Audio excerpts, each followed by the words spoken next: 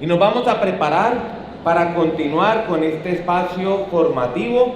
Vamos a tener en muy breve la presentación de Constanza Levagui, quien es la secretaria ejecutiva de la Comisión Episcopal de Catequesis y Pastoral Bíblica de la Conferencia Episcopal Argentina. Ella nos va a presentar en esta tarde unas claves para la educación religiosa, creativa e inspiradora. Así que nos preparamos para que podamos también seguir aprovechando de este espacio, de esta tarde de formación, de esta tarde de aprendizajes. Constanza es licenciada en Teología, docente de Sagrada Escritura y coordinadora de las diplomaturas en Iniciación a la Teología en la Facultad de Teología de la Pontificia Universidad Católica Argentina, y es docente también en otros centros de estudio. Es directora del Seminario Catequístico Arquidiocesano de Buenos Aires, María Auxiliadora, y catequista de cuarto grado en uno de los colegios de Buenos Aires. Es laica, casada y tiene 2 hijas. Así que vamos a tener con nosotros a Constanza. Muchas gracias a la CIEC, gracias al CONSUDEC, Adrián Álvarez, con todo su trabajo y su servicio, y de parte de los obispos de la Comisión Episcopal de Catequesis y Animación Bíblica, ellos les mandan un gran abrazo y una gran bendición, que no pudieron estar acá, sobre todo su presidente, Monseñor Ramón Duz. Así que en esta oportunidad quiero invitarlos a que nos animemos a pensar juntos la posibilidad de implementar una nueva estrategia en nuestras escuelas. Para eso vamos a partir de 2 dichos, uno de Jesús y uno del Papa Francisco, de Mateo 13. Y él, Jesús, les dijo: así todo escriba que se ha hecho discípulo del reino de los cielos es semejante al dueño de una casa, que saca de su arca cosas nuevas y cosas viejas. Y un dicho algo que les dijo el Papa Francisco a la Comisión Teológica Internacional: que tengan fidelidad creativa a la tradición. Entonces, teniendo en cuenta estos 2 principios, vamos a hacer la reflexión, los voy a invitar a que reflexionemos juntos en 3 momentos. El primero, o la primera parte, la llamo la Escuela Católica Tierra de Misión, cultura o clima basado en los vínculos. De Evangelii Gaudium leemos: la Iglesia no crece por proselitismo, sino por atracción. Benedicto XVI. Juan Pablo II nos invitó a reconocer que es necesario mantener viva la solicitud por el anuncio a los que están alejados de Cristo, porque esta es la tarea primordial de la Iglesia.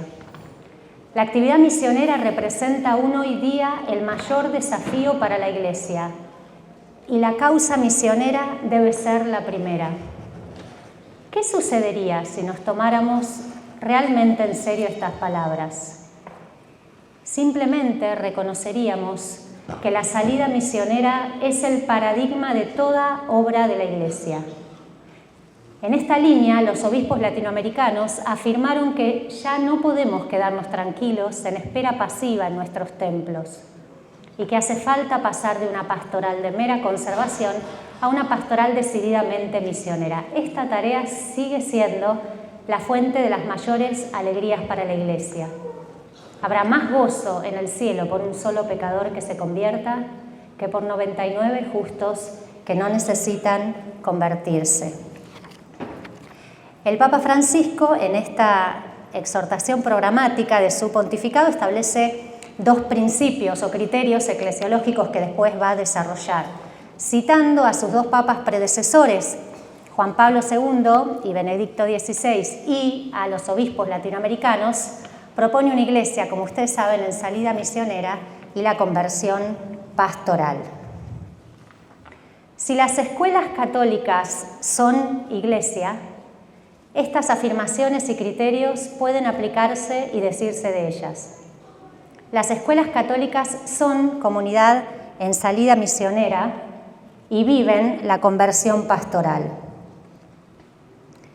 No vamos a desarrollar en esta oportunidad todo lo que implica afirmar que, como las escuelas católicas son iglesia, también estos principios se aplican a la escuela o a las escuelas. Nos vamos a concentrar en un aspecto que es la conversión pastoral, que ya se mencionó, pero vista desde o entendida desde la dimensión relacional. Y acá cito a los obispos argentinos en la Carta Pastoral con ocasión de la Misión Continental del 2009. En la tarea pastoral ordinaria, la gran conversión pastoral pasa por el modo de relacionarse con los demás. Es un tema relacional. Importa el vínculo que se crea, que permite transmitir actitudes evangélicas. La pastoral entonces parece desarrollarse en lo vincular, en las relaciones, para que los programas pastorales no terminen siendo máscaras de comunión. Aquí importa, en primer lugar, lo que es previo a cualquier programa o acción. Antes de la organización de tareas, importa el cómo las voy a hacer, el modo, la actitud, el estilo. Así entonces, las tareas son herramientas de un estilo comunional, cordial, discipular, que transmite lo fundamental, la bondad de Dios. La misión lleva al encuentro personal para transmitir a Cristo. La misión es relación, es vínculo. No hay misión si no me relaciono con el prójimo. La misión necesita de la cercanía cordial y el desafío desde esta cercanía es llegar a todos sin incluir a nadie. La misión es relación, o sea, no es un aspecto secundario de la misión, sino que la misión se da en los vínculos, relaciones entre las personas y de las personas con Dios. Son vínculos humanos y divinos. El estilo que tenemos de vincularnos en nuestras instituciones determina lo que llamamos la cultura institucional o el clima institucional. Entonces, la conversión pastoral pasa por la transformación de estos vínculos que van a cambiar el clima institucional. Para poder decir con el Papa Francisco, sueño con una opción misionera capaz de transformarlo todo para que las costumbres, los estilos, los horarios, el lenguaje y toda estructura eclesial se convierta en un cauce adecuado para la evangelización del mundo actual más que para la autopreservación. Si asumimos que lo esencial de nuestra cultura institucional es cómo vivimos los vínculos o cómo cuidamos esos vínculos personales y con Dios, eso nos ayuda a elegir las estrategias y los recursos que usemos. Se ha puesto de moda hace unos años usar recursos de las empresas en nuestras escuelas y a veces esos recursos o esas técnicas descuidan un poco los vínculos personales. Lo prioritario son los vínculos sanos. También si asumimos que la escuela es tierra de misión, tiene más sentido esta expresión del directorio para la catequesis que dice que la catequesis es querigmática, porque sabemos que el querigma es el primer anuncio, pero no es primero porque es lo primero que se hace, sino porque es lo primordial, lo esencial. Entonces, si entendemos la escuela como tierra de misión, como lo es la iglesia, tiene más sentido establecer una catequesis querigmática y, ¿por qué no?, una enseñanza religiosa querigmática también. ¿Cómo vivir entonces esta escuela en salida y esta conversión pastoral que se desarrolle en lo vincular en nuestras escuelas? Seguimos recordando esta expresión de Mateo, sacar del arca cosas nuevas, cosas viejas, y la fidelidad creativa a la tradición. Y paso al segundo punto, que lo titulo Los relatos bíblicos generadores de vínculos sanos y reparadores. Y comienzo con una breve experiencia. Un primer viernes de mes que teníamos misa, al cuarto grado le tocó preparar la misa y Luis tenía que leer la primera lectura. Entonces él llega tarde y la primera lectura se leyó. Y cuando el sacerdote estaba desarrollando la homilía, miro al costado y lo veo a Luis llorando desconsoladamente. Me acerco y un adulto le estaba diciendo, no te preocupes, habrá otras oportunidades para leer. Entonces yo le dije, le vamos a pedir al padre Federico que leas después, pensando que eso lo iba a consolar. Y siguió desconsolado, llorando.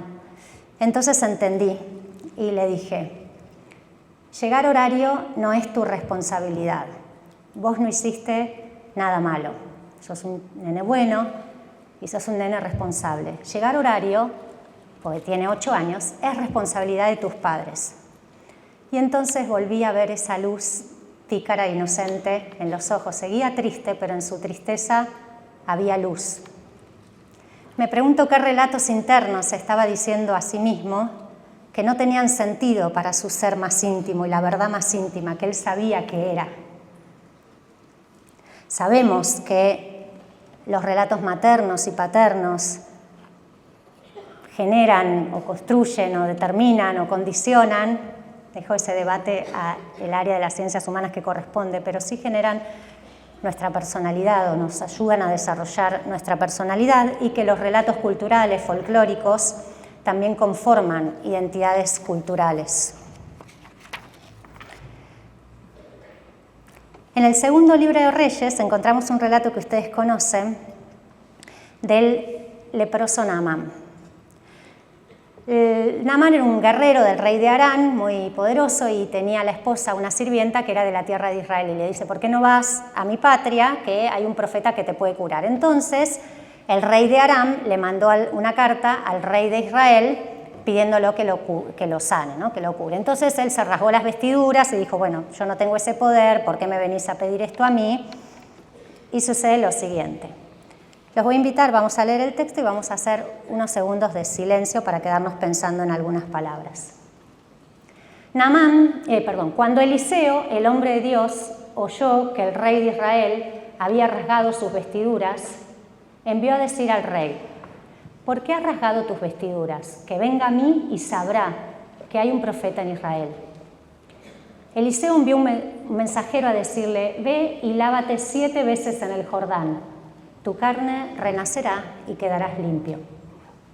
Naamán se puso furioso y se marchó diciendo, yo me había dicho, saldrá seguramente a mi encuentro, se detendrá, invocará el nombre de su Dios, frotará con su mano mi parte enferma y sanaré de la lepra. El Habaná y el Farfar, los ríos de Damasco, ¿no son mejores que todas las aguas de Israel? Podía bañarme en ellos y quedar limpio. Se dio vuelta y se marchó furioso. Sus servidores se le acercaron y le dijeron, Padre mío, si el profeta te hubiera mandado una cosa difícil, ¿no la habrías hecho? ¿Cuánto más si te ha dicho, lávate y quedarás limpio? Bajó pues y se bañó en el Jordán 7 veces conforme a la palabra del hombre de Dios. Su carne volvió a ser como la de un niño pequeño y quedó limpio. Él y toda su comitiva volvieron ante el hombre de Dios. Al llegar se detuvo ante él y exclamó, ahora conozco que no hay en toda la tierra otro Dios que el de Israel.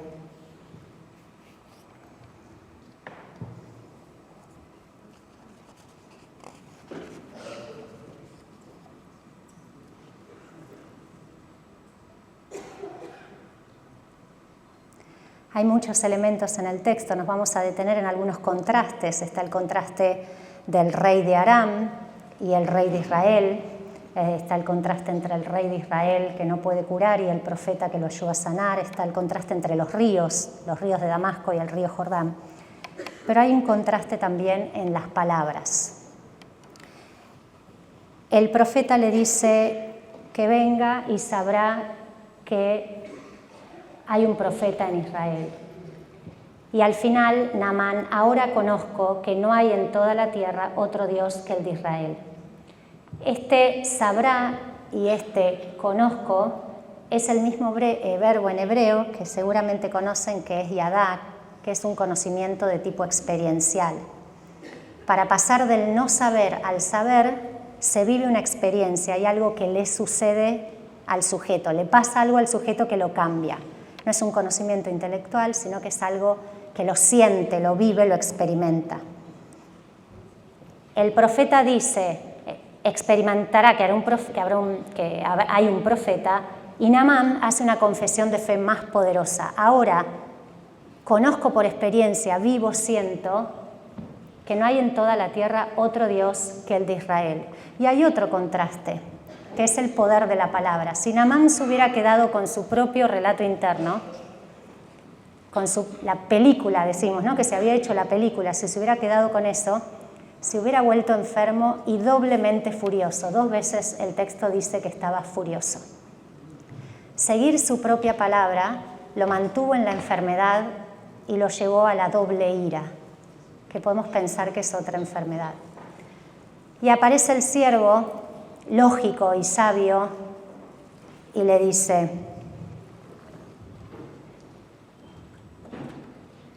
si te hubiera mandado una cosa difícil, ¿no lo habrías hecho?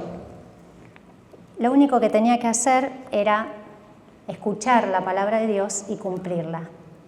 Y dejó que Dios obrara la salvación en él. La estrategia que les propongo es la siguiente. Cada vez y toda vez que haya un momento de oración, un encuentro de catequesis, una clase de religión, una reunión de personal, una reunión de padres, una convivencia, un retiro, una misa, una celebración, la elección de una frase, un lema, ¿qué me falta? ¿Qué otra instancia me falta? ¿Se les ocurre algo que se me pasó? Cada vez que haya una oportunidad de que transmitamos algo, de que digamos algo y se nos escuche, leamos la Biblia.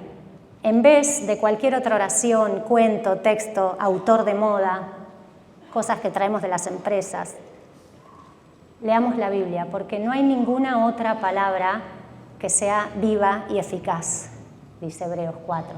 Solo la palabra de Dios. No hay ningún otro relato en el que objetivamente Dios nos hable.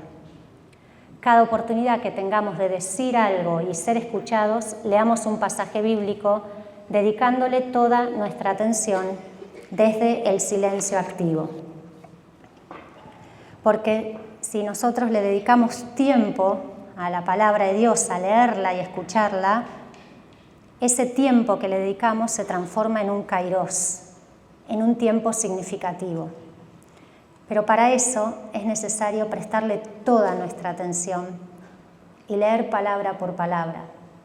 Puede ser algo breve, no es necesario que sea extenso, pero no es lo mismo, no da lo mismo leer el texto que no leerlo. Si realmente la conversión pastoral implica la conversión de los vínculos, lo que más ayuda a transformar esos vínculos difíciles que tenemos en nuestras instituciones es nutrirnos de palabras salvíficas, de buenas palabras, palabras reparadoras. Y eso lo hacemos, podemos hacerlo, gracias a que Dios se hizo palabra y nos dio las palabras para transformar nuestra realidad. Y están contenidas en la Biblia, no es lo que yo me acuerdo, parafraseo, porque ¿cómo puedo tener certeza de lo que yo estoy que lo que estoy diciendo es palabra de Dios si no lo leo? Tal vez es algún relato interno, que en el mejor de los casos pueden coincidir, pero podemos correr el riesgo o la amenaza de que no lo sea. La palabra de Dios se vuelve viva y eficaz cuando uno le dedica toda la atención y todo el tiempo.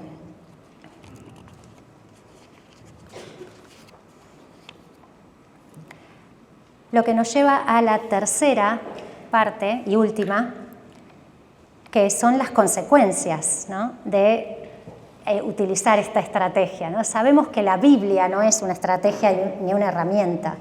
Lo que estoy proponiendo es leer e interpretar la Biblia, que no es lo mismo. Porque todos sabemos que la Biblia es la fuente que contiene la palabra de Dios, de la revelación. Pero a veces, en la cotidianidad en nuestras escuelas, lo tenemos como una serie de valores, muy buenos valores, de ideas o de normas, que después en la cotidianidad no las hacemos presentes. ¿Cómo podemos decir que somos una comunidad evangelizadora si no leemos el Evangelio? La Biblia no es un compendio de normas. Eso sería para otra reflexión. La tercera parte es la consecuencia entonces de optar por leer e interpretar la palabra de Dios.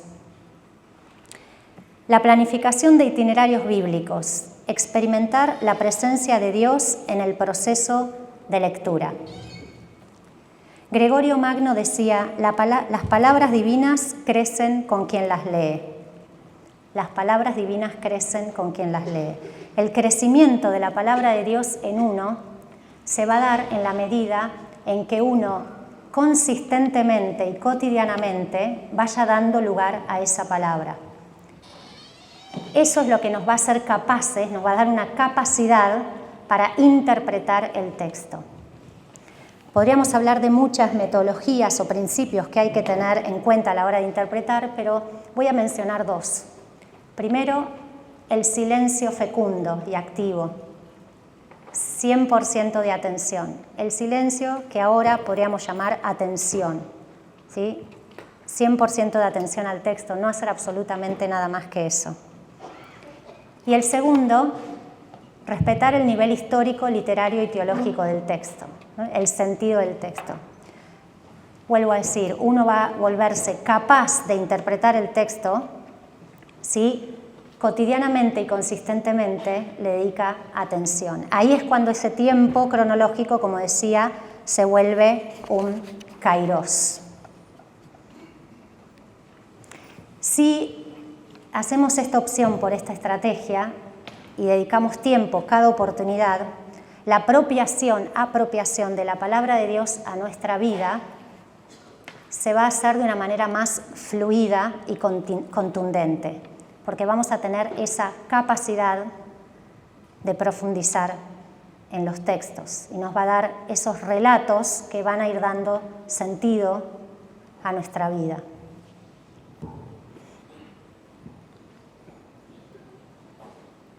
Voy a pasar algunos textos.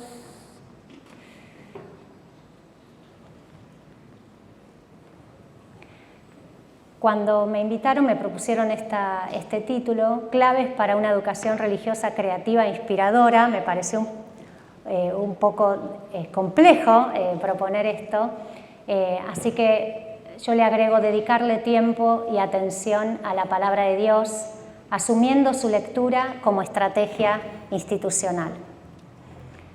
Abro el debate a los pedagogos sobre lo que es la estrategia institucional y dialogar con la teología bíblica y con la catequesis y la enseñanza religiosa. Voy a recapitular entonces. Partimos de la escuela católica es iglesia. Entonces, si la escuela católica es iglesia, o sea, no solo es parte de la iglesia, es miembro de la iglesia, es iglesia toda con la iglesia universal, la salida misionera y la conversión pastoral son dos criterios esenciales al hecho de ser iglesia. La salida misionera sabemos que es hacia afuera del edificio y hacia adentro también. Tal vez tenemos que salir de ciertas prácticas que no nos hacen bien como instituciones educativas. ¿Cómo hacemos esto? A través de la transformación de los vínculos. Al fin y al cabo, se juega en lo cotidiano de los vínculos, lo institucional.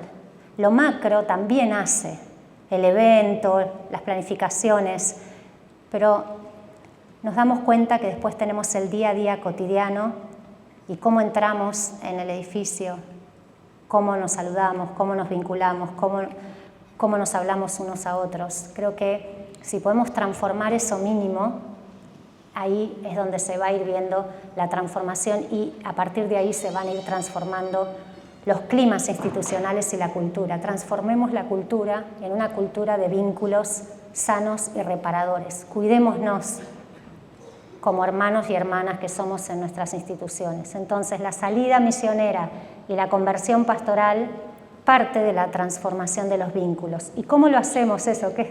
¿Qué recursos, estrategias usamos? Yo dije al principio, el que saca del arca cosas viejas y cosas nuevas. Esta estrategia no es nada novedosa, es desde que tenemos la Biblia, desde el principio de nuestra fe cristiana. Pero ¿hemos probado leerla todos los días? ¿Leerla, interpretarla? Creo que no me equivoco al decir que hemos probado todo lo demás, excepto la inteligencia artificial todavía. Espero que sea cristiana esa inteligencia. Está cargada la Biblia porque si no, no debe ser muy inteligente. Ah. Muy bien. Bueno, entonces, esta estrategia, la lectura y la interpretación de la palabra de Dios en cada oportunidad de decir algo y ser escuchados, y planificar la catequesis y la enseñanza religiosa por itinerarios bíblicos y no por temas o contenidos. Entonces, mi propuesta es, desde lo cotidiano, de cada vez que tengamos algo que transmitir y ser escuchados, leer e interpretar un pasaje bíblico, respetando el texto y desde el silencio fecundo, para transformar el tiempo cronológico en un kairos y encontrarnos con Dios en esa lectura. Y después planificar por itinerarios bíblicos, respetando los procesos de desarrollo y de fe de cada uno de nuestros interlocutores. Sacando del arca cosas nuevas y cosas viejas y teniendo fidelidad creativa a la tradición con mayúscula, a la tradición de la Iglesia y a la tradición de nuestras propias comunidades, congregaciones religiosas, historias. Fidelidad creativa a todos los que nos precedieron. Si les hubiera propuesto algo más difícil, ¿no lo habrían hecho? Muchas gracias.